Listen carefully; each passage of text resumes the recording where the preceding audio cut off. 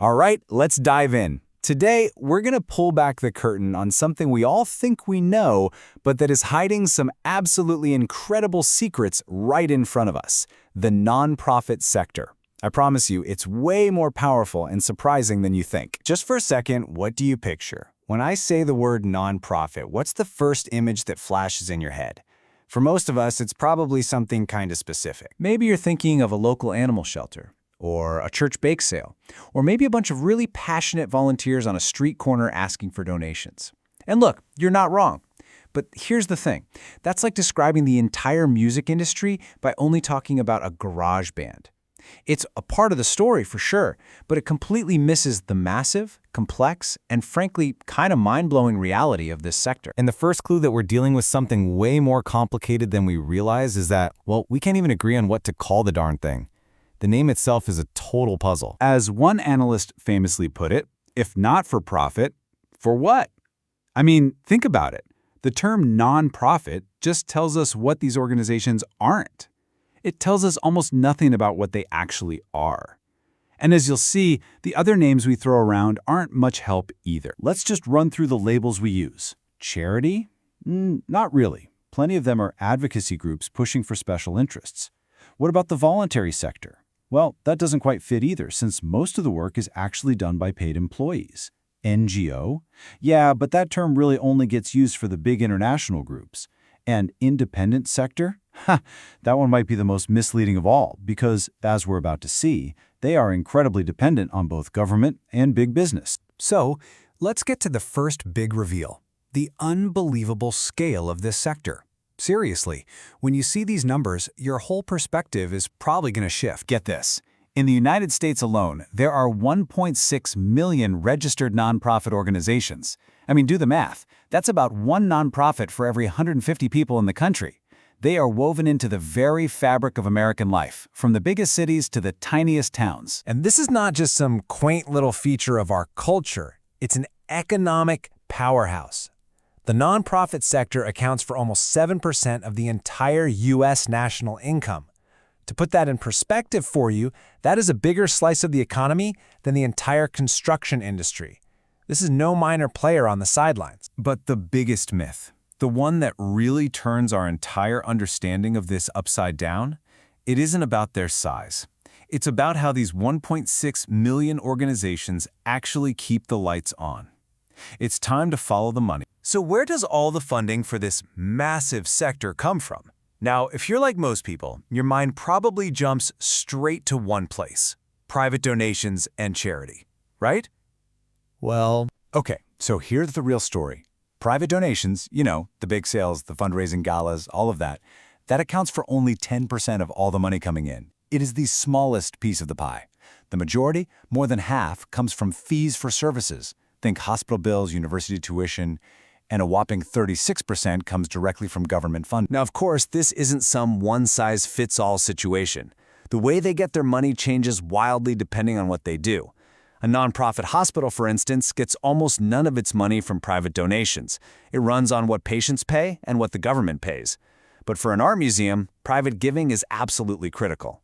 And for social services, it's a real mix of everything. The point is, the funding is just as diverse as the sector itself. Okay, so they're huge, they're economically powerful, and they're funded in ways we totally didn't expect. This all leads to a really basic question. Why? Why do they even exist? Why do we need this massive third sector in the first place? Well, the central idea is that nonprofits exist to fill the gaps. The gaps left behind by the other two big sectors. Just think about it. Government is set up to serve the majority, the so-called median voter, so it can't possibly meet the specific needs of every single group. And for profit businesses, they have to go where the money is. They just can't provide services that don't make a profit. Nonprofits are basically designed to jump right into those gaps. And this is not a new idea. Almost 200 years ago, this French guy, Alexis de Tocqueville, was traveling around America, and he noticed this really unique impulse. He wrote that anywhere else, like in France, you'd find the government starting something new. But in the United States, you're sure to find an association, a group of people doing it themselves. This whole gap-filling thing is basically baked into our DNA. There's another huge reason, and this one is all about trust. Imagine you're looking for a daycare for your kid or care for an elderly parent. It's really hard to know for sure what the quality is like, right? You'd worry that a for-profit place might be tempted to cut corners on stuff you can't see, all to make an extra buck. But nonprofits have this special rule they have to follow. It's called the non-distribution constraint. It's a fancy way of saying they are legally forbidden from giving profits to their owners. By taking that profit motive off the table, they're sending a powerful signal. Hey, you can trust us. So what does one of these gap fillers look like in the real world? Well, it looks like pretty much everything.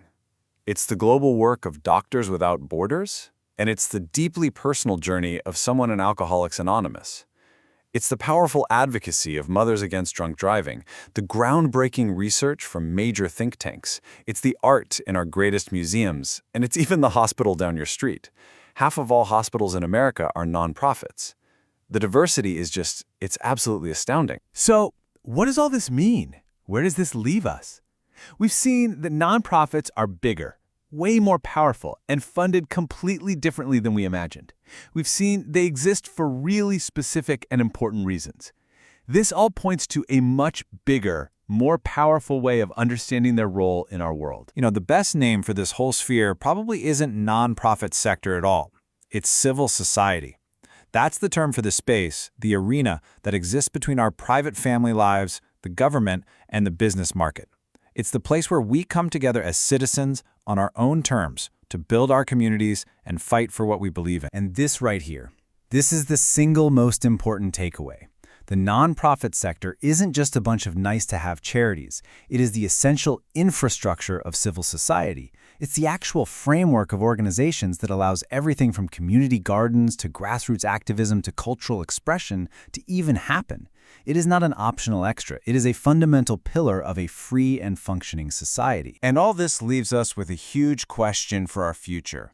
The lines between the for-profit world, the government, and the nonprofit sector, they're blurring more and more every single day. So in this new, complicated landscape, how do we protect the unique, trust-building, society-shaping role of this vital third pillar? The answer is something we're all going to have a hand in deciding. Thanks for joining me.